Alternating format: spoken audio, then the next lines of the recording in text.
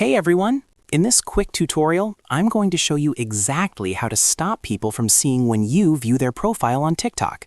So if you want to browse profiles privately without anyone knowing, just follow along step by step. All right, let's dive in. First, open your TikTok app on your phone.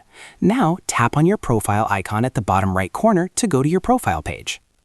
At the top right, you might see a footsteps icon. Go ahead and tap on it. This will open your profile views, where you can see who has checked out your profile recently. Now, here's something important to understand. If you can see who viewed your profile, that means other people can also see when you view theirs. It works both ways. So if you want to turn this off, tap the settings icon in the top right corner of this screen.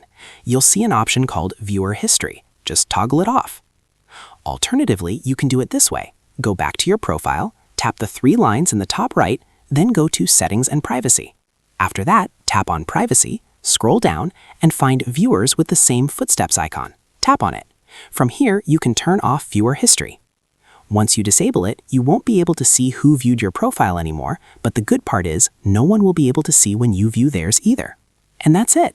This is the easiest way to stay private while browsing profiles on TikTok.